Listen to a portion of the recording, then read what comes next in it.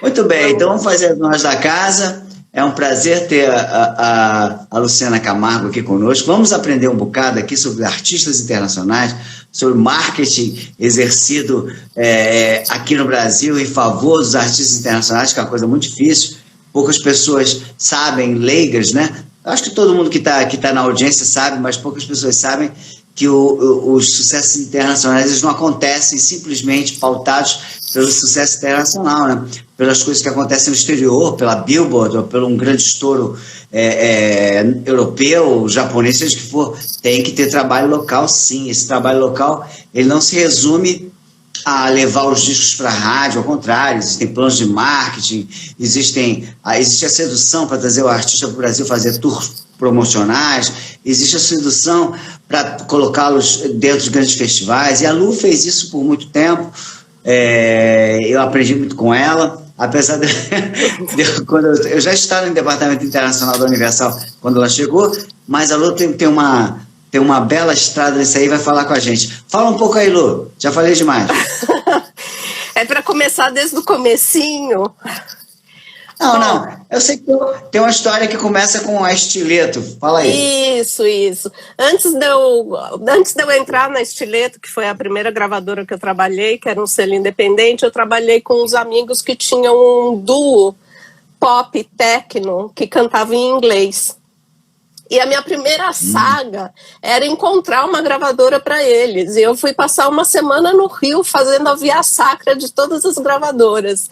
Veja como o disco é redondo. O fita cassete, na verdade, eu levei na Polygram, entreguei para o Barney. Na Warner eu entreguei para Alice. E assim foi sucessivamente. E a minha prima tinha recém-entrevistado o Nelson Motta.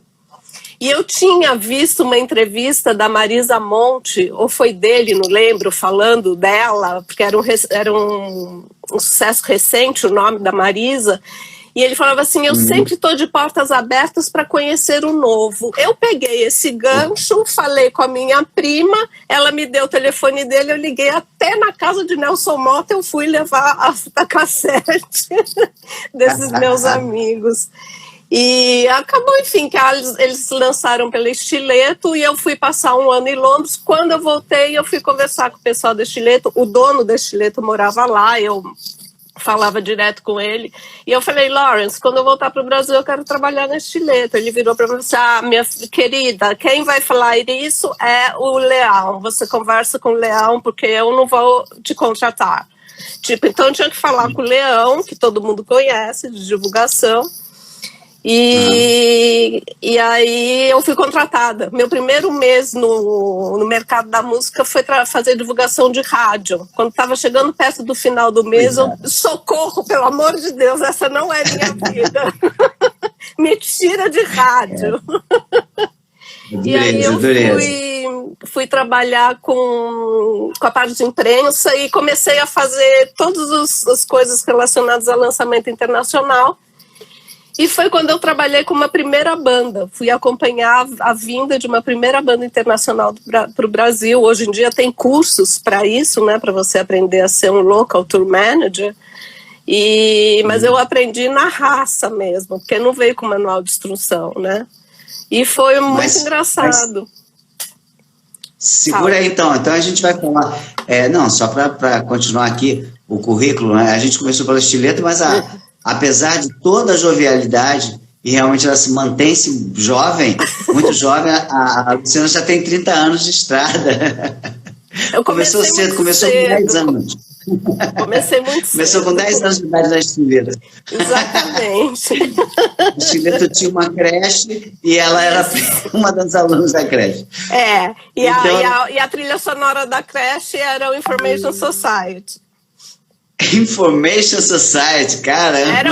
Era o grande lançamento da Estileto. A Estileto ganhou muito dinheiro com Information Society. Muito dinheiro. É isso aí. Mas então me fala, então você teve uma estrada na BMG também, na Warner, na Polygram Universal, onde a gente se encontrou. Eu queria saber uma coisa. A tua relação com o inglês com o idioma inglês? Veio através da música? Foi a música que te puxou para o idioma? Não, o meu pai era uma coisa, além de, eram duas coisas que fizeram parte da minha vida desde pequena, a música, porque se ouvia muita música em casa, tanto os meus pais quanto os meus irmãos, eu sou caçula de 6, e em inglês meu pai sempre fez questão que todos os filhos estudassem. E eu estudei numa escola em São Paulo, que é o Santa Maria, foi a primeira escola que eu estudei, que é uma congregação de irmãs americanas. E então eu aprendi inglês de musiquinha desde o jardim. Não é uma escola bilíngue, mas tinha classe de inglês desde o jardim da infância. E depois eu fui estudar inglês, fazer curso fora da escola, que foi onde eu comecei a gostar do inglês, porque o inglês da escola eu não gostava, ia mal pra caramba. Aí que eu fui estudar fora, na cultura inglesa, na União Cultural aqui em São Paulo, e aí comecei as músicas e comprar revistas para ler e tudo mais, e aí que eu fui explorando o inglês. E se você estava falando do Local Tour Manager, todo mundo sabe aqui, mas é sempre bom a gente pontuar, e você me corrige se eu estiver errado, Lu. Os artistas internacionais, normalmente, eles têm o empresário, que seria o manager.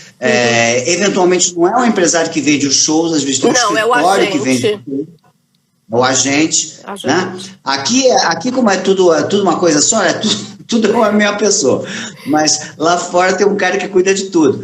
Então tem o cara vende, que é o agente, tem o manager que representa o artista de fato, basicamente quase que decide por ele. Sim. E esse cara tem uma estrutura, eventualmente terceirizada ou não, que é liderado por um tour manager, que normalmente não é um manager, né? É o cara que viaja com a gente. Às vezes o manager nem vai, eventualmente nem vai. Tem o tour manager e o production manager. Porque o tour manager, ele está voltado única e exclusivamente para o artista e as necessidades do artista. E óbvio que a tour numa big picture, né, no geral. E o production manager, ele cuida da parte toda da técnica e da equipe para aquele show acontecer. Então são os dois contatos chaves que existem. Quando eu falo local tour manager, é o intérprete que vai acompanhar o artista enquanto estiver no Brasil por causa de barreira de linguagem. E essa função, né, Lu, o que a gente percebe, que a gente vê ao longo com a prática e com o dia a dia, é que o local tour manager ele faz de tudo um pouco, né? Ele é o tradutor, ele vira um produtor, porque ele faz a interface das necessidades locais, né? Porque mesmo os gringos aqui não fazem ideia de onde ir, do que fazer, como se comportar, né? Sim, eu já fiz algumas vezes isso. A camisa do Maradona no Maracanã, pegou que quer avisar que tem que estar com a camisa do Flamengo, sei lá. Né? Eu já fiz esse trabalho algumas vezes e é bem isso mesmo. Eu cuido desde da chegada no aeroporto, dos seguranças, do transporte e é uma função que é 24 horas por dia, porque você tem que estar atento o tempo todo, as coisas mudam. Ele me fala hoje, olha, amanhã eu preciso do carro só meio-dia. Aí 1h ele me manda uma mensagem falando, Luciana, mudou tudo, eu preciso do carro às 7h30 da manhã. Aí você tem que entrar em contato com todo mundo para avisar e tudo. Você faz de tudo um pouco. E dicas de melhores restaurantes, do que fazer, tem que falar da segurança, não ande sozinho, você é a frente de tudo. Claro, e não é meramente um intérprete, é também um intérprete de experiências, de sensações. Você tem que passar o que é aquele país pro gringo, pro artista gringo, que não sabe. Normalmente os caras chegam aqui, desceram aqui, não sabe se está em Buenos Aires ou se está no Rio de Janeiro, né? Você tem que localizar o cara, né? Teve até, isso me lembrou uma coisa, 2 anos atrás, o Nick Cave esteve aqui no Brasil, e eu tinha trabalhado com ele na Estileto, então foi um reencontro. E ele já morou no Brasil, ele tem um filho brasileiro, né? E quando ele chegou, foi na mesma época que ia ser as eleições do Bolsonaro, ou tinha acabado de ser, alguma coisa assim, não lembro. E o Roger Waters estava aqui e causando a polêmica por causa do Bolsonaro. Só que o Nick Cave e o Roger Waters tiveram também um impasse no passado por conta de um show que o Nick Cave fez no Israel, e o Roger Waters estava pedindo para ninguém tocar Israel por causa da Palestina. E eu precisei avisar ele, eu falei, olha, Nick, está acontecendo isso, hoje na sua coletiva os jornalistas provavelmente vão te perguntar sobre isso, e ele ainda está no mesmo hotel que você. Aí ele falou assim, não se preocupa com isso, se eles perguntarem qualquer coisa, eu mando eles resolverem com o próprio Roger Waters, não é comigo, eu não vou falar sobre política. Eu falei, perfeito, ótima saída. Muito bom. Porque você tem que avisar mesmo. Mas quer dizer que você começou a tua estrada, não foi na indústria, né? Foi justamente com o artista, né? Com aquele duo da Estileto e tal, não sei o quê. Mas, na verdade, pode ser que eu esteja falando bobagem aqui, mas eu acho que você esteve mais tempo trabalhando no departamento internacional de gravadora como label manager. Só no internacional, só. Da Estileto eu fui para a BMG. E sempre no departamento internacional. Da BMG eu cuidava dos lançamentos, partes de produção, e fazia como tradutor e intérprete também dos artistas que vinham.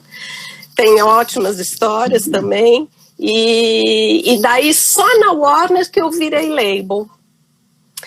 A Adriana está falando, foi quando ela conheceu, ela entrou de estagiária na BMG. Olha o tempo que a gente se conhece. E assim, o label manager é um cara que é um gerente de produto local, sim, de um produto internacional. Então ele é responsável por tudo. Quer dizer, as gravadoras no Brasil, elas têm a função AIR, digamos assim, né? É de produzir os discos e tal, e depois o marketing pega o disco pronto e trabalha. O label manager é como se já começasse a partir do momento do marketing, né? Só que existe também uma pré-produção, que são as partes de produção, que antigamente, quando tinha mercado físico, o que ia para a fábrica, o que não ia. Dias de então, rótulo, tudo. Todo o material de merchandising, enfim, campanhas de marketing que a gente manda lá, algumas eram simplesmente para inglês ver, outras Totalmente. Ah, meu Deus do céu. A gente mentiu um pouquinho, né, nos planos de marketing, às vezes, né? Às vezes, só um pouquinho. Mas também quando eu lembro uma vez que eu mandei um plano de marketing de um artista que não precisava. Eu fiz tudo, mandei e eu recebi. Obrigada, mas você não precisava mandar, não é a prioridade esse artista. Falei, mas pra gente é. E foi um artista que vendeu bem, era um projeto alternativo do Peter Hook, do New Order, Mônaco. E Peter Hook e New Order são grandes no Brasil. Quando eu vi, era o What Do You Want From Me? E eu fiz todo o plano de marketing maravilhoso, mandei, aí a Polydor mandou de volta para mim e falou assim, mas você não precisava fazer, Luciana, obrigada, mas não tem problema. Enfim. Você tem ideia, Lu? Você tem ideia, Lu, como é que está? Eu sei que você não tem que saber, só uma curiosidade minha. Você tem ideia de como está estruturado hoje os departamentos internacionais das gravadoras? Você, através dos festivais, você consegue contato com eles, saber como é que eles se estruturam, se é a mesma quantidade de pessoas, se agora é uma pessoa só? Como é que funciona? É mais ou menos a mesma quantidade de pessoas, porque tem muita burocracia, né? Mesmo que seja um lançamento que seja só digital, existe muita burocracia por trás disso. Por exemplo, na Universal, o cast é gigantesco, não dá para uma pessoa só cuidar disso. E a demanda e a cobrança continua gigantesca, né? Sim, mas a questão é que hoje, o que se ganha com streaming e download, se é que não existe download, é peanuts, né? Muito pouco.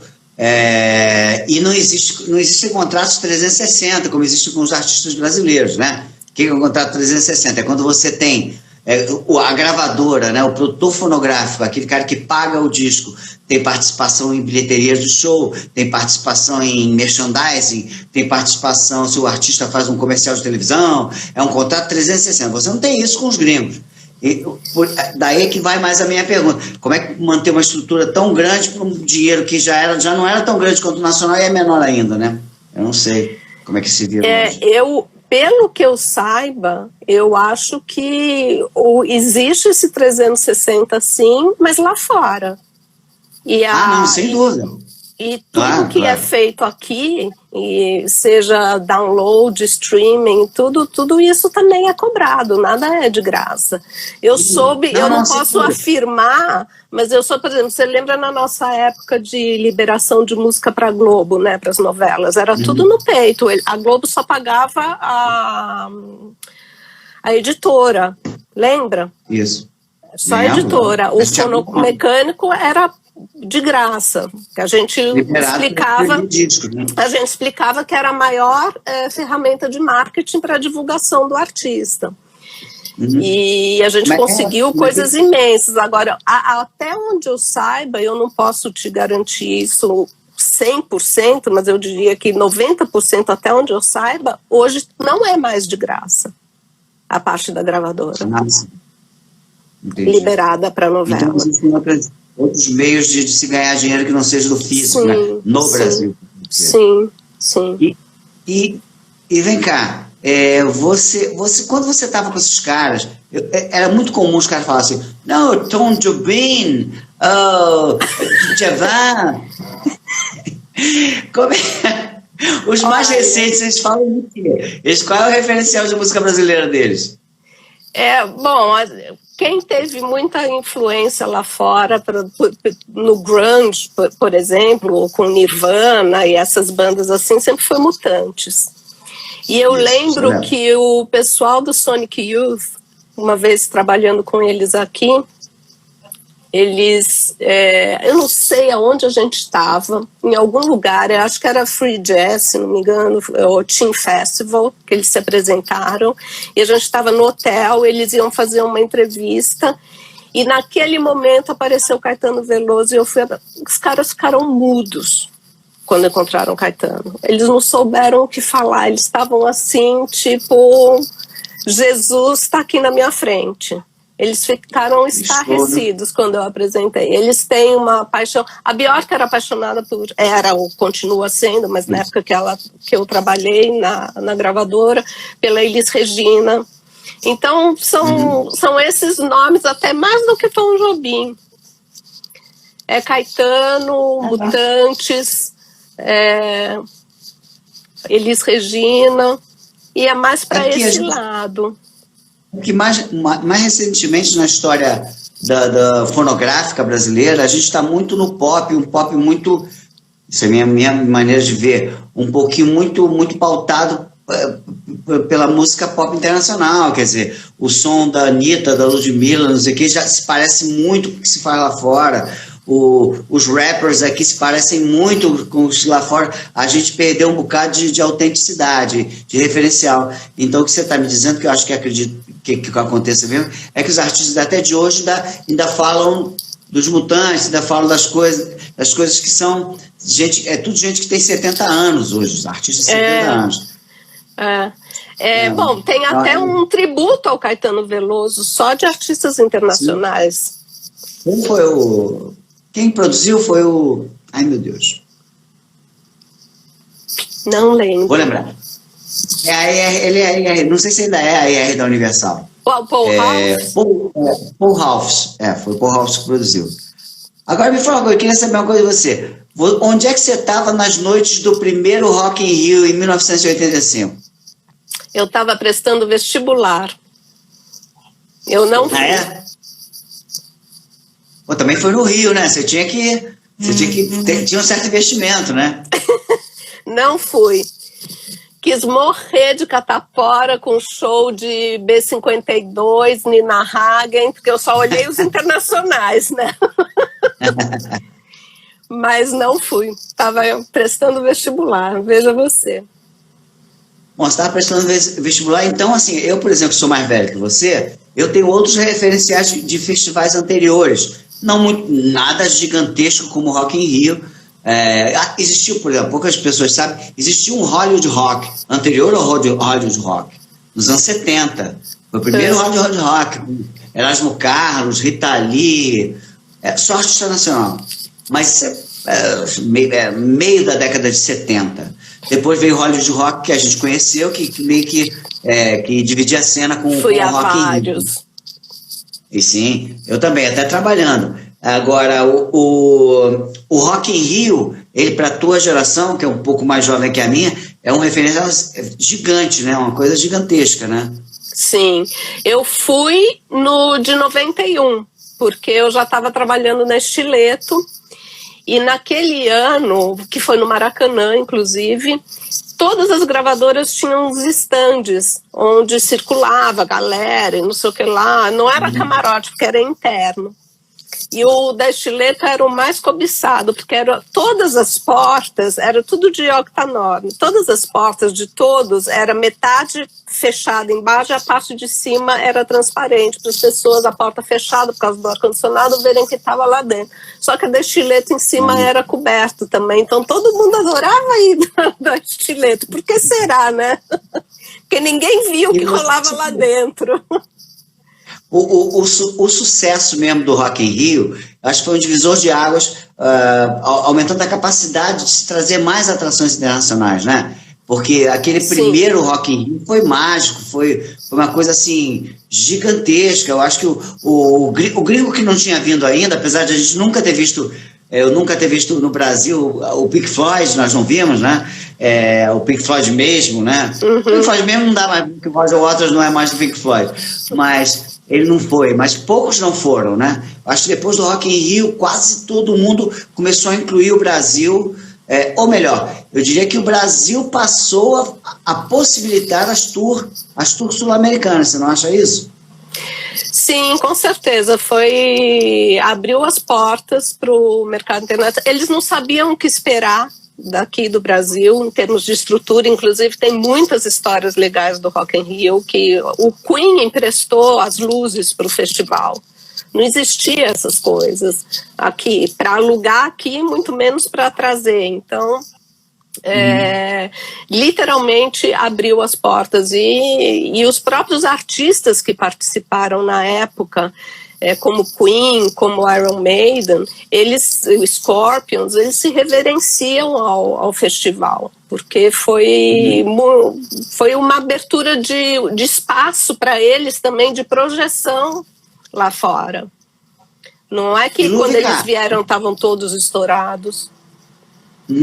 Na tua opinião, aquele folclore de dizer que o público brasileiro é um público especial, é folclore, como o cara bota a camisa do Flamengo ou no show, ou não, ou é verdade mesmo? Os gringos sentem uma diferença no público brasileiro? Sente, é diferente, sente.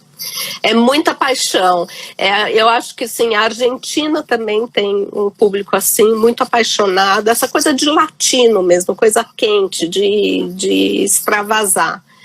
E alguns artistas também. Eu lembro, olha, quando o U2 veio pela primeira vez, eu lembro como se fosse ontem, o primeiro show do U2 no Brasil, que foi aquela catástrofe no Autódromo do Rio, quando eles começaram a tocar e a galera saiu cantando, um olhava para a cara do outro assim, tipo, como que a gente nunca veio aqui antes? Eles sabem cantar a nossa música, né? Nosso país não fala inglês. Não, e a gente não fala inglês, não é a nossa língua, né? Então eles ficaram mesmo surpreendentes. Parênteses rápido, vamos vir para cá e falar assim, eu estou contando para todo mundo que eu botei uma música pro Bruce Springsteen cantar, é verdade isso?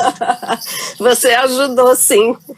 Você ajudou. O Bruce Springsteen, em 2015, ele queria cantar uma música em português. Ele queria incluir uma música em português no set list dele. Todo mundo ficou assim, o que a gente vai indicar? E eu falei, olha, eu tenho que pesquisar, falar com os universitários, cada um da sua opinião, mas eu vou falar com os universitários que eu conheço. Foi quando eu te procurei para falar e acabou... Eu não lembro exatamente se foi a música que você falou, mas assim, você falou... Eu falei do Raul, falei de uma determinada música que acabou não sendo essa, ele escolheu Sociedade Alternativa, que para mim foi uma surpresa. E deu super certo, né? Deu super certo, super certo. Foi muito bom. Ele deve ser gente boa, o chefe é boa gente, não? Eu não...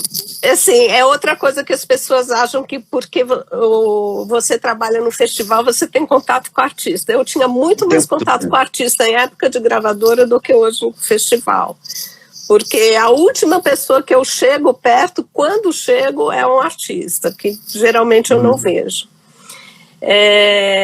Mas ele passa essa simpatia toda assim com o público, ele fica louco, muito agradecido. Em Lisboa, em 2014, o Rolling Stones tocou no Rock in Rio de Lisboa.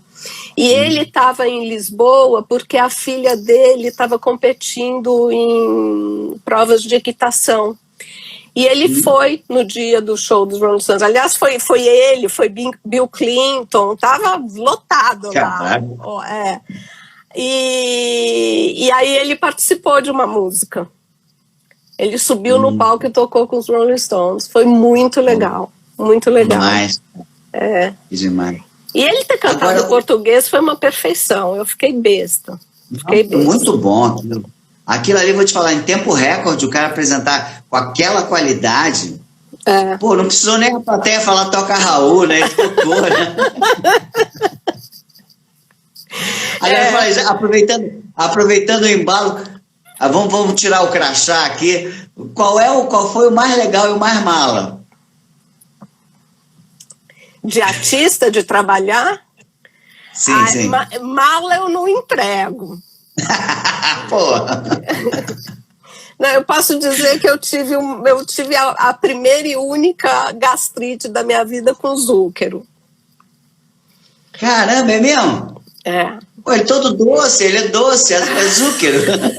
Só no nome. A Xixa, ela me deu muitas oportunidades. Ela sempre me jogava não posso acompanhar, vai você. Então o Zúquero foi uma dessas coisas que ela me jogou. Eu ainda era assistente do departamento. Senzão na dona. Mas foi uma tour complicada, que na verdade eu só ia a 2 shows e acabei fazendo a tour inteira porque a menina que estava com ele como tour manager local quebrou o pé. E aí eu tive que acompanhar. Aí eu pedi licença para a Xixa, ela, não, pode ficar, vai lá, acompanha, você já está desde o início, vai. Mas eu voltei com gastrite para casa. Ela não está aqui, né? Poxa, que pena que a Xixa não veio. A Xixa é responsável por muitas histórias engraçadas também. Eu viajei muito com a Xixa. Ela me Barry mandou... White, Bon Jovi, direto. Vocês foram Bryan Adams na Itália também, né? Não foi? Bryan Adams na Itália, Sting em Roma. A Xixa, a primeira viagem internacional que eu fiz pela Polygram, também foi logo que eu entrei, essa é engraçada também. Era um jantar promocional com o Henrique Iglesias em Miami. A gente estava levando uns radialistas, eu, o Rubinho, e uma ganhadora. Só que na época, isso acho que foi em 95, na época não tinha celular. Então eu cheguei em Miami, eu tinha que ligar para o Fernando, que era o manager do Henrique, para saber o nome do restaurante e o horário para a gente se encontrar. Liguei, nada. Cada orelhão que eu parava, eu ligava.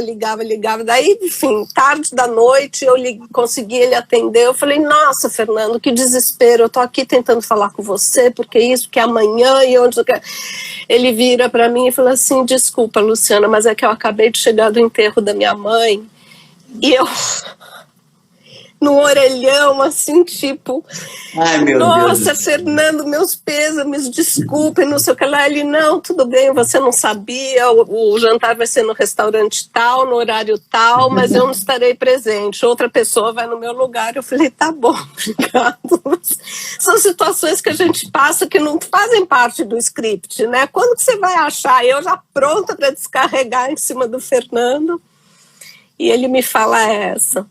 Mas, enfim, voltando, a gente estava falando...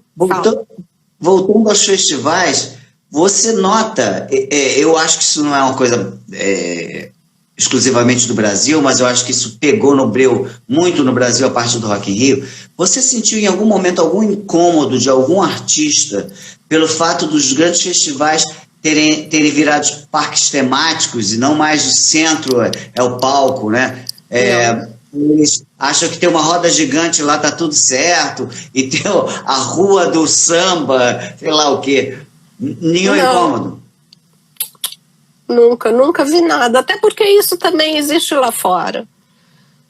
Eu não sei onde isso começou, né? Porque, por exemplo... O Lollapalooza é assim, o Tomorrowland é assim, tem vários outros festivais assim que tem essa parte lúdica, vamos dizer. Então, nunca ouvi um comentário a respeito. Eu acho até legal, porque é impossível você fazer uma agenda de um dia de festival com 5 atrações e o sujeito goste de todas as 5. E geralmente o cara vai descansar, vai fazer outra coisa. Eu acho super legal. Mas eu vou te falar que os artistas estão menos chatos do que eram, estão mais enquadrados no grande mercadão que é o mundo hoje em dia, né? Não dá para se complicar assim, não. Ou prestam atenção em mim, ou eu vou para as minhas toalhas brancas do camarim, né? Eu fui num Hollywood Rock que aconteceu isso. Um artista nacional estava no palco e o público todo conversando. Acho que foi no dia que o Supertramp ia tocar no Hollywood Rock. E o artista chegou no microfone e falou assim: mas vocês vieram aqui para ver o meu show ou para conversar? E eu, oi? Então tá, né? Essas duras na plateia nunca dão certo. Nunca vi isso dar certo. Tipo um festival, um bar fechado é uma coisa, mas um festival, você vai impedir que as pessoas... Nossa, eu virei de costas pro palco naquele momento. Eu falei, então tá, fica aí. Mas o artista legal, peraí que eu preciso terminar a sua pergunta. O artista legal, eu não tenho como não dizer o U2. O U2, o Hanson... Pessoas maravilhosas. Maravilhosas de trabalhar. O Mala fica depois, você me manda pelo WhatsApp. Eu tenho alguns, mas não vou falar também não. Mas me fala uma coisa, já que você falou a gente falou um pouquinho das diferenciações dos festivais, eu queria que você pautasse a nossa cabeça aqui para dar as diferenças de curadoria. Como é que eles estão se situando mais ou menos para não interferir na curadoria mesmo do outro? Eu não participo de curadoria de nenhum dos festivais. Não, eu entendo isso. O que eu quero é a tua visão de fora. Por exemplo, eu vejo que o Rock in Rio... O Lollapalooza é um festival muito mais alternativo, de coisas mais... do que está acontecendo no momento. Eles têm os principais, porque eles precisam ter um headliner, como qualquer festival precisa ter headliner forte, de nome forte, mas eles apostam mais na novidade, no alternativo, eles são mais abertos, é um público mais diferente do público do Rock in Rio. O público do Rock in Rio é um público... obviamente jovem, mas também família. Você vê o pai, a mãe e os filhos. No Lollapalooza você já não vê isso. E o Rock in Rio, ele tem essa coisa mesmo de pautar com os nomes de peso, traz algumas novidades, faz muitos encontros diferentes. E no Sunset, que é um outro palco, mas o Palco Mundo, que é o que eu trabalho, ele é uma coisa mais, não vou usar a palavra clássica, mas é uma coisa de mais peso, de nomes de mais peso no mercado. E nas coisas que você faz, assim, nesses festivais, eu vi que tem uma diferenciação, que você já foi simplesmente tradutor e intérprete e também cuidou de uma espécie de assessoria de televisão, de imprensa, assessoria de mídia, né? Elas são sempre distintas mesmo, elas são muito, muito diferentes entre si. Quando você é tradutora, você está, sei lá, você está com eles traduzindo o que estão falando para eles, o que ele está falando para os outros. E só. Em festival eu nunca fui tradutora.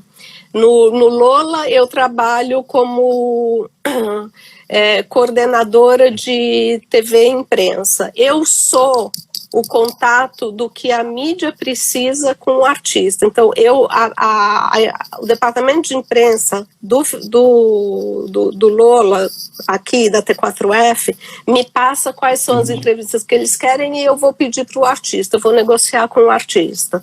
Eu sou esse elo perdido entre a imprensa e o artista. E daí eu volto, e aí o departamento de imprensa é que vai passar para os jornalistas o que conseguiu ou não. Convenceu nem sempre é fácil, né? Não. E são 4 palcos.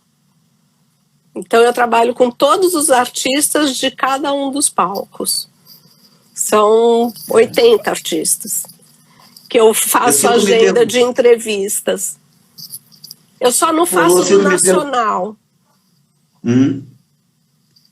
Não, tá. Eu fico me perguntando aqui, isso é claro, nem eu sei, nem você sabe isso diretamente, mas eu fico me perguntando no momento agora, tirando o Lollapalooza que tem esse viés mais alternativo, os que trabalham no mainstream, número 1, com a própria estética rock and roll ter mudado muito e não se produz mais tanta a quantidade de bandas de rock que se produziam, a estética mudou, o pop tomou conta, o pop localizou também, tem muita coisa local de cada lugar do mundo, com uma linguagem mais distinta, não é tão unificada. O conceito de álbum que pautava as tours, né, assim, o álbum tal, então o álbum é Zuropa, ok, tudo é Zuropa, um ano e meio, 2 anos, sei lá, de Zuropa. Esse tipo de coisa cada vez tem menos, porque o conceito de álbum foi desestruturado, voltou os seus singles e EPs, né? E eu fico imaginando, é uma especulação também, pode ficar à vontade, eu quero a tua opinião. Como é que hoje os festivais devem ficar loucos, por exemplo, se eles fecham. Claro, se eu tenho um show em janeiro no Rock in Rio, no Brasil, eu vou fechar essa pauta 6 meses, no mínimo, antes. Só que o artista campeão de views e de likes já não é mais o mesmo. É um ano que começa todo assim. Um ano pode mudar tudo. O que acontece? Hoje em dia, as pessoas criticam muito que os festivais são todos parecidos porque são os mesmos headliners. Hoje em dia, você tem pouquíssimas opções de headliners. E entre as poucas opções de headliner, ainda tem aqueles que não gostam de tocar em festival. Então, acaba se repetindo entre os festivais, os headliners. O second to headliner, que é o artista que vem antes do headliner, você tem um pouco mais de opção do que o headliner. Para baixo do second, você tem muitos, mas nem todos vendem ingresso. Exatamente. Então, o que está faltando mesmo hoje são esses artistas que estão iniciando, que estão no third to headliner ou second to headliner, crescerem para ocupar o lugar de um headliner. Por isso que se repete tanto e as pessoas criticam tanto, mas elas não conseguem enxergar isso.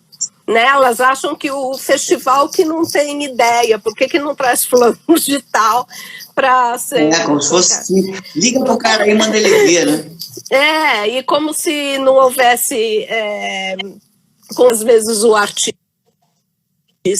não está disponível, às vezes ele já tem, naquela data já tem show bucado em outro país, em outro lugar, porque criticar e apontar o dedo é fácil, né? Mas pensar nas outras possibilidades, nunca. Imagina, as pessoas... O público não sabe de nada, eles querem mesmo e acabou, a gente não pode discutir com o público, né? Mas, assim, a dificuldade para... Pô, cara, quando os caras querem vir, já é muito difícil. Quando eles não querem, então é impossível, né, cara? Impossível. Tem aqueles artistas que entram no Brasil de costas, né, já querendo ir embora, né? Aí você, para fazer o cara trabalhar, é uma loucura. Mas tem outros artistas, por exemplo, a minha experiência com o Barry White foi, assim, maravilhosa, pô. O cara, gente boa pra caramba, o staff todo, os músicos, o manager, todo mundo gente boa. Claro que, quando o Barry White veio pro Brasil, o Barry White não era mais aquele Barry White let the music play, né? Aí é o Barry White já praticamente final de carreira, né? Ele não tinha, ele tinha um sucesso no Brasil localizado que não foi sucesso no, acho que chamava Come On, Practice What You Preach, eu acho que teve uma... Mas, enfim... Não era nascido, cara... Ricardinho. Não, isso foi nos anos 90, eu acho. E aí, assim, ele veio super legal. Já outros artistas, que eu não vou falar o nome, os caras chegavam, mas cumprindo tabela, parece que tomavam um engove para falar contigo, né? Um engove antes, um durante e um depois. E quando tinha aqueles meets and greets, né? Que você ia... Os caras ficavam no canto lá, não queriam falar com ninguém. É muito bom. Mas acho que está mudando.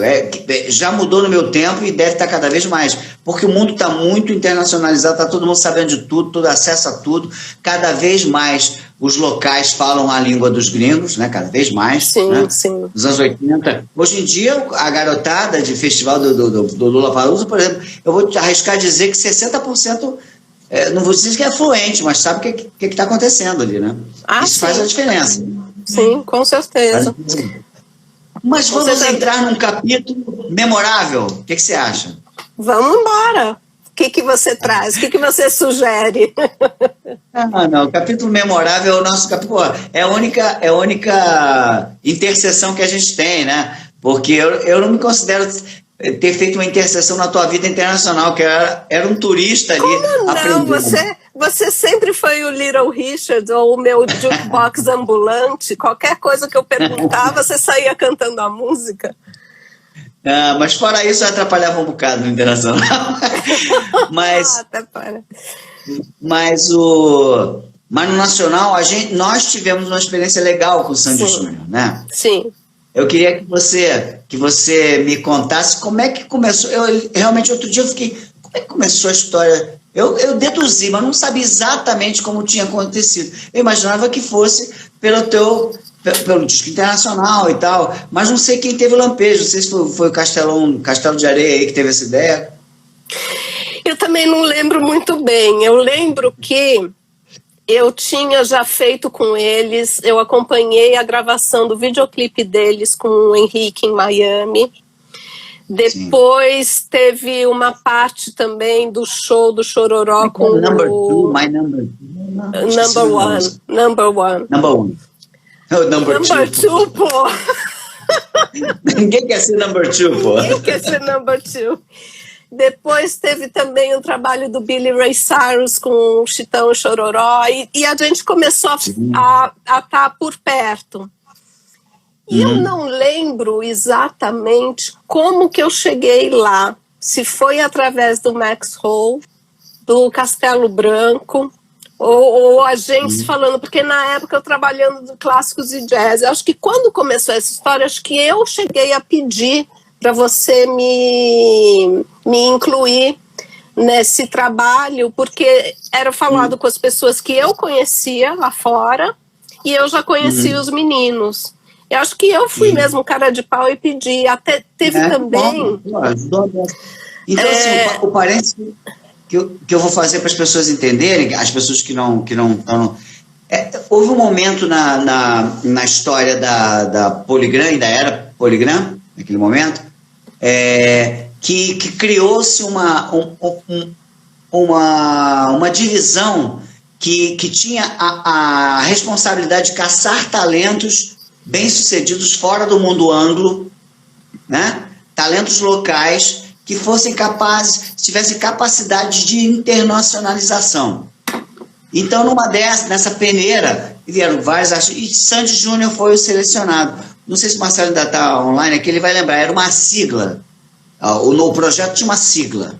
E essa sigla representava um núcleo artístico e de marketing responsável por detectar possibilidades nacionais que pudessem ser internacionais. E Sandy Júnior foi selecionado. E daí a ideia de se fazer um disco internacional. E aí, continuando o parênteses longuíssimo, eu e Max ficamos um pouco rivais desse projeto no início, porque a gente entendia que, muito mal comparando, né, o disco de Sandy Júnior internacional teria que ser um disco parecido com o da Shakira, entre aspas. Porque eu estou dizendo, a Shakira, ela vem com toda a história Colômbia dela lá, ela nunca abriu mão disso. Ela dá sempre essas pinceladas, né? Uhum. Na base, na percussão. E a gente achava que o pop de Sandy Júnior tinha uma linguagem brasileira de se fazer pop. De fato tinha. E a gente achava que tinha que partir do repertório bem sucedido de Sandy Júnior no Brasil e alguma coisa. Marcelo dizendo que a gente é cabeça dura. Marcelo, mas ó, a gente é cabeça dura, mas se tivesse feito do jeito que a gente pensava, a gente poderia ter sido um sucesso maior. Então o que Sandy Júnior fez? O Sandy Júnior fez um disco que qualquer um poderia ter feito no mundo inteiro. Não era um disco diferente. Então, isso jogava eles no bolo. Jogava eles no bolo. E aí, sim, a música era uma música pop vigente. Mas aí, tanto é que o Max ficou meio desplugado do trabalho, eu que fiquei de frente tocando o projeto. Mas, claro, depois que eu assumi o projeto, vamos embora. Acho que é um bom disco, mas acho que poderia ser mais personal. Só Luciana mesmo, Marcelo. Eu achei super arrojado esse projeto, porque eles justamente fugiram do arroz com feijão. Essa é a minha visão. Eles terem feito esse projeto gravando músicas, a única regravação foi a música do Carpenters, porque todas as outras eram novas. E eles terem tido a oportunidade de trabalhar com produtores de nome como foi, eu acho que foi extremamente arrojado. Tanto que nunca, de início, logo de cara, pensaram em gravar a música deles em espanhol, em inglês, em francês, que foi o que fizeram mais para frente. Mas a ideia era sair com um produto de músicas inéditas, totalmente. E para mim esse foi o maior, foi o lado mais positivo desse projeto. Não, pois é, mas a rigor eles lançaram um disco pop, que eu volto a dizer, que poderia ter vindo de qualquer país do mundo, né? Apostaram muito demais no carisma apenas de Sandy Júnior, e não na personalidade. Mas enfim, a gente está para escrever um tratado sobre isso. E a gente não sabe. Como a gente não sabe como teria sido se fosse como eu e o Max pensávamos, ficamos aqui, mas sem dúvida que é um disco bom, bem realizado. Ricardinho, acho que a gente esbarra numa outra situação que era real e verdadeira da época. Fosse o repertório que fosse, eles estavam estourados no Brasil. Eles estavam absolutamente estourados, tanto com quanto a música, quanto o programa de TV, pintou o convite para o filme. Então, tudo estava acontecendo. Teve show no Maracanã. E no exterior, fosse o repertório que fosse, eles tinham que começar do zero. Competir com os locais do zero. E eles teriam que... Não, eu estou falando isso porque muitas pessoas aqui não sabem da história. Então, o que acontece? Eles precisariam abrir mão de uma parte das coisas que estavam acontecendo no Brasil para estarem mais presentes no exterior, porque eles tinham que ficar direto fazendo divulgação lá. E aí foi um momento de decisão, sabe, escolha de Sofia? Foi isso.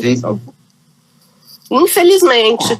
Enfim, Nunca se sabe, né? Se a Shakira tivesse gravado as músicas da Madonna, um arranjo da Madonna, se ela seria Shakira, não sei. Se ela não rebolasse daquele jeito, também não sei. Enfim, isso aí é o mundo. Eu sei que a gente teve que encarar o Tony Swain, não, que era um jeito de gente fina, né? O Tony Swain era baixista do Spandau Ballet, lembra disso? Não, ele foi produtor, não era baixista, não. Não. Ah, não. Eu fiquei com isso que era baixista, porque acho que ele disse que tocava baixo e tocou baixo numa gravação. Ele produziu o Spandau Ballet. É verdade. E ele é um cara gente fina. O disco foi bem produzido, foi vários produtores e tal, foi bacana. Mas como é que foram as coisas no exterior? Correram bem? Olha, para mim foi uma experiência única.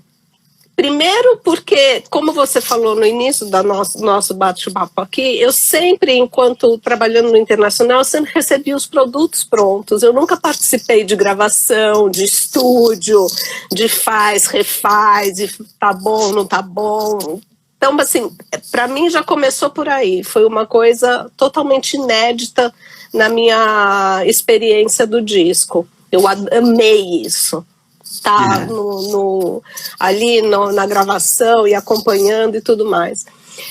E foi muito bom também para ver, porque assim, às vezes você já passou por isso também, do artista internacional vir para o Brasil e reclamar do programa de televisão, reclamar que tem bailarina no palco, reclamar do camarim, isso aqui. E eu cheguei lá fora e é tudo igual. As rádios são iguais, os perrengues são os mesmos. Então, assim, aquilo me deu uma bagagem que eu falei, o próximo que vier reclamar vai ouvir de volta, porque eu tô vendo que aqui fora é tudo igual, né? Enfim. O Marcelinho tá tentando me salvar do Castelo Branco. Castelo Branco tá me detonando aqui como AR. Desculpa, Marcelo. Desculpe ter nascido, né? E aí, enfim, e aí, assim, para mim foi ótimo, foi uma super experiência. A gente gravou 2 clipes no exterior, um em Miami e o outro em Málaga, na Espanha. Teve toda essa parte. Fails. Como que é? Love Never Fails. Words Are Not Enough. Words Are Not Enough. E foi, assim, muito, muito, muito legal mesmo. Era um ritmo corrido, porque era a programação, agenda corrida, rádio, entrevista. E, finalmente! Pô, Xixa, cacete. Pô, chegou atrasada de novo. Era entrevista de rádio, entrevista com a imprensa, entrevista na televisão, programa.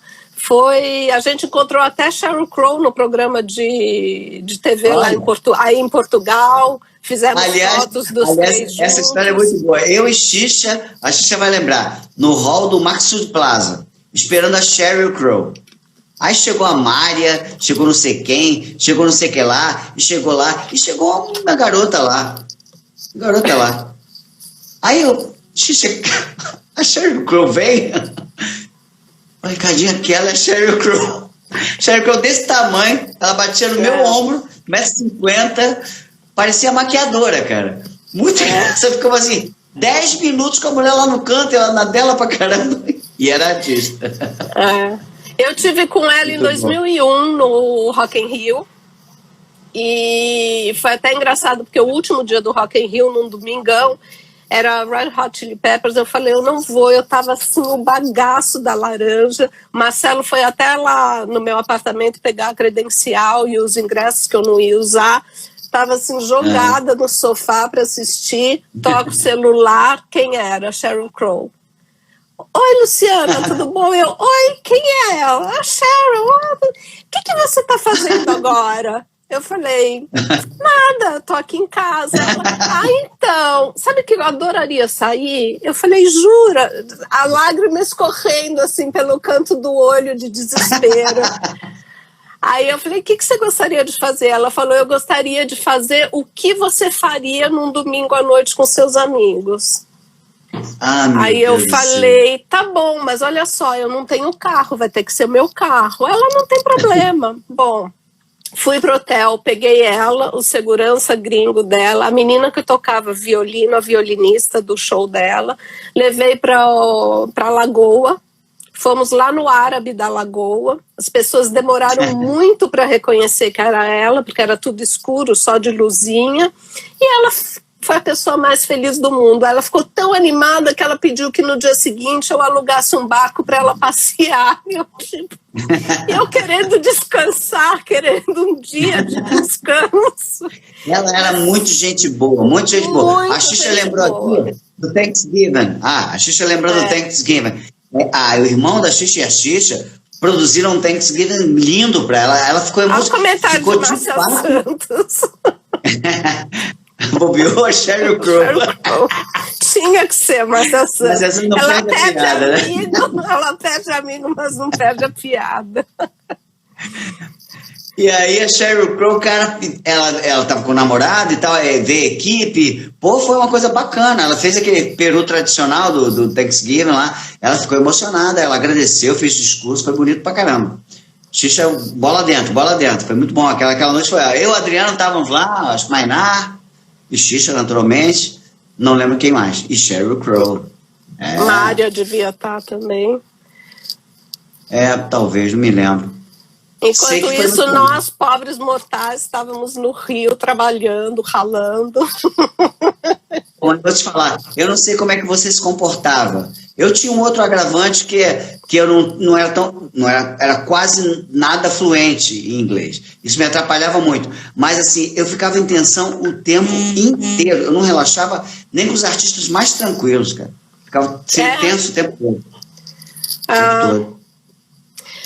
Não sei, mas assim, no Brasil lógico que existe a tensão, essa coisa de carro, chegar no programa de televisão, como tá, como não tá, e vai dar tempo, não vai. Aquela expectativa, por exemplo, você ia no Gugu, você não sabia quantas músicas o artista ia cantar. Você tinha que virar pro artista e falar, olha, tudo, né? Você pode cantar uma ou você pode cantar 5. Como? Eu vou avisando. Mais uma. E assim era, porque eu não sei se você alguma vez, você deve ter ido no Gugu, eles ficavam olhando o Ibope, lembra? Olhando ali a televisãozinha e aumentou, vai mais uma. E aí eu corria, falava, vai tocar mais uma. E assim era uma loucura. Não, então o trabalho, quando o cara vinha em tour promocional, era um Deus nos acuda, porque a televisão daqui, por mais que guarde um padrão de qualidade, sem dúvida, mas assim, funciona muito diferente, né? Porque aqui, de uma maneira geral, os artistas, entre aspas, eram um pouco subservientes à mídia, né? Sim. Eles tinham que baixar a cabeça, e lá ainda acho que ainda se mantém ao contrário, né? O cara é tudo mais organizado, o cara sabe que horas vai entrar, sabe quantas músicas vai cantar, sabe dizer que eventualmente tem até cachê, eventualmente, claro, não sempre, mas aqui no Brasil o cara agradece que você está no ar, cara, ninguém sabe quem você é aqui, e essa relação é difícil pra gente. Eu tenho 2 tours promocionais que foram assim, maravilhosas, e que foi o John Bon Jovi no disco solo dele, Destination Anywhere, que o Brasil foi o segundo país de maior vendagem. O primeiro foi o Japão, a gente perdeu só para o Japão. Foram 4 dias insanos. Eu era a mulher mais odiada na face da terra. As fãs olhavam para mim. No Japão, cada habitante devia ter 4 discos, né? As meninas, as fãs olhavam para mim e me fuzilavam, assim, querendo me matar. E o Marcelo tá lembrando aí, o John Bon Jovi no Faustão foi, assim, pro resto da vida. Foi um sufoco aquele dia. Eu queria que o chão se abrisse para... Você sabe o que foi, né? Você sabe dessa história? Eu não lembro específico, conta a história. O John Bon Jovi era o último programa antes dele embarcar e ir embora. Ele ia se apresentar no Faustão. Só que só veio ele e mais um cara tocando violão. E como ele sabia que o show era grande, ele falou, coloca outros músicos para dar uma... Não era playback, ele cantou, ele fez tudo, mas ele para dar uma ideia melhor para a gente não ficar sozinho no palco. Ok, contratei os músicos de estúdio, a gente combinou todas as músicas e não sei o que lá. E quem foi fazer a tradução foi o Chantilly.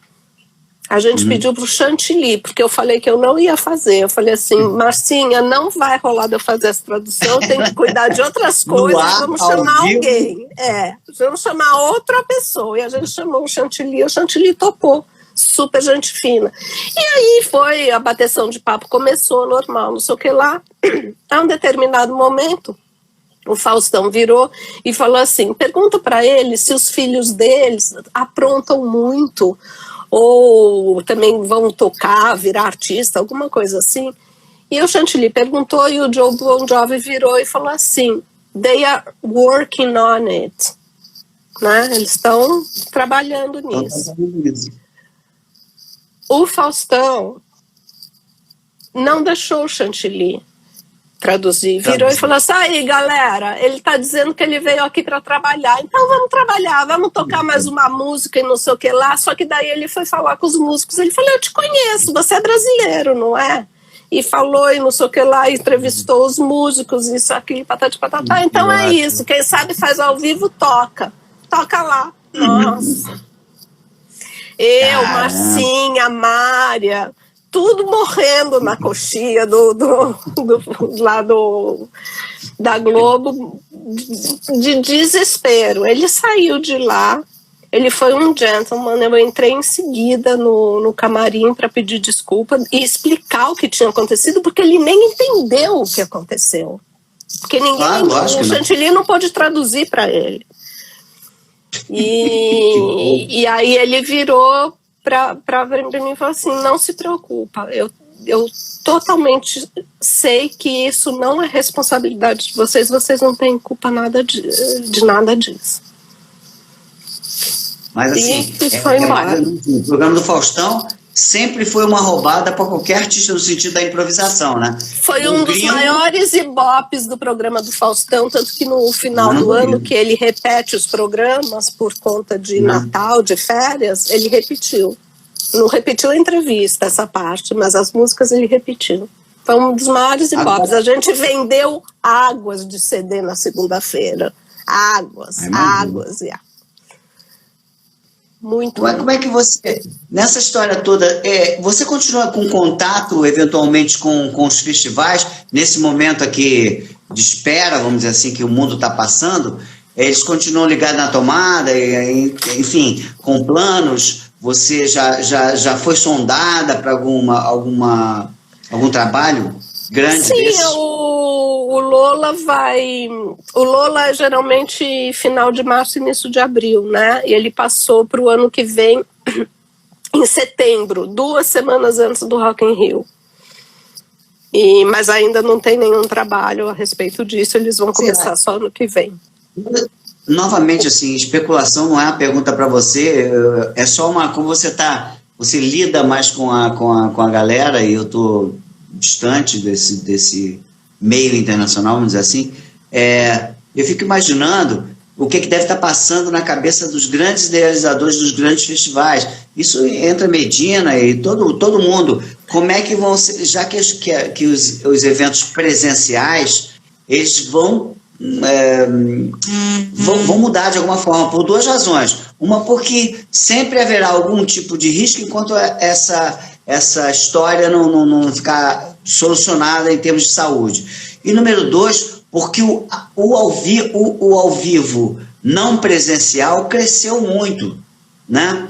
Então eu fico imaginando, será que os grandes festivais vão mudar? Qual é o teu palpite? Você entendeu? Imagina assim, o festival que não é essa parte de ao vivo, de lives, não interfere em nada.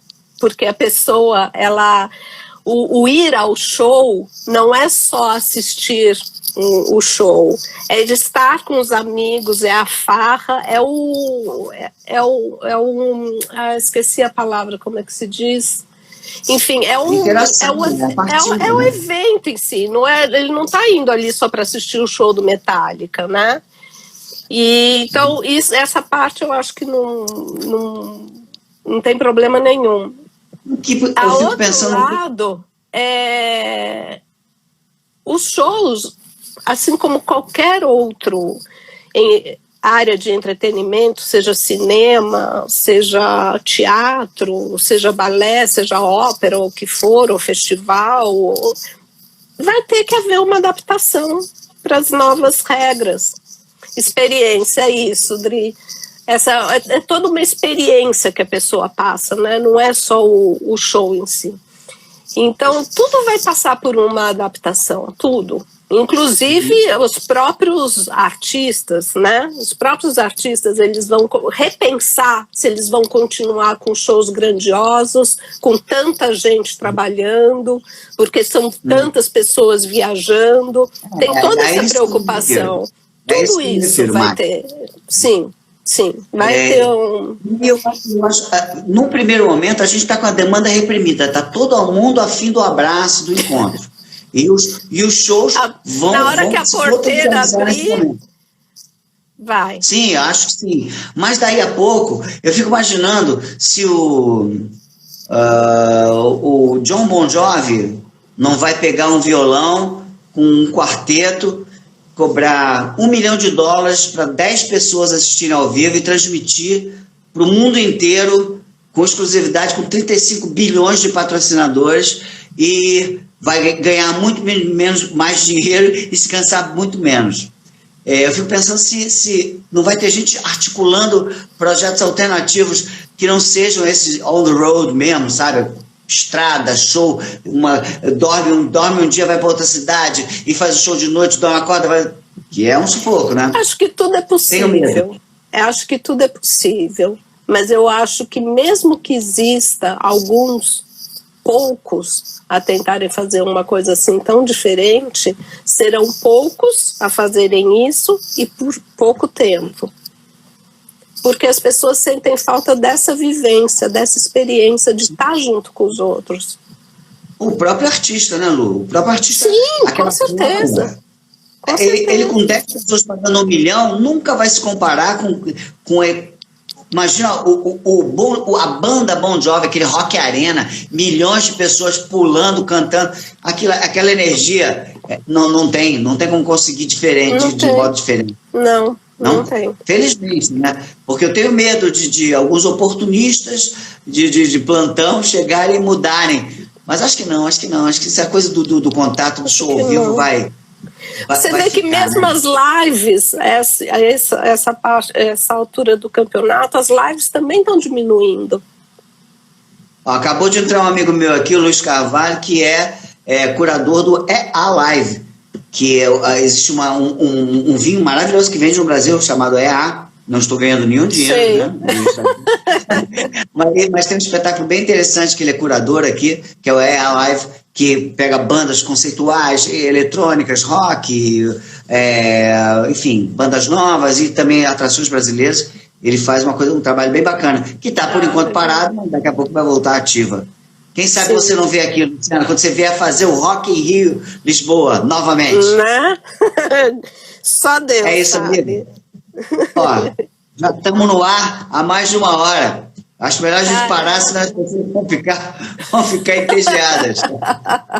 Lu, muito obrigado pelo teu tempo. Obrigada a você. Muito obrigado pela tua amizade. A gente tem uma ligação muito forte que nem o tempo, nem o Bon Jovi vão apagar. Só o turuturo. Ninguém sabe que eu fui na sua sala enquanto você estava fazendo a versão do turuturo. Eu vi isso. Pena que eu não tenho esse rascunho. Fiz a letra, falei, e Lu, o que você acha? Fui ler. Turuturo é o maior sucesso dos meninos hoje em dia. Nossa, sucesso de olho. Eu vou falar para o Marcelo Castelo Branco, sem dar a oportunidade dele responder, que se o Turuturo tivesse sido gravado em inglês, seria o maior sucesso no disco internacional. Tá, Marcelo? Tá bom, beijinho, Lu. Fica com Deus. Beijo, obrigada. Tchau. Vou aqui, tá? Tchau, pessoal. Beijo. Obrigada. Beijo. Tchau, tchau. Beijo em todos. Obrigado pela presença. Tchau, tchau. Beijo. Tchau.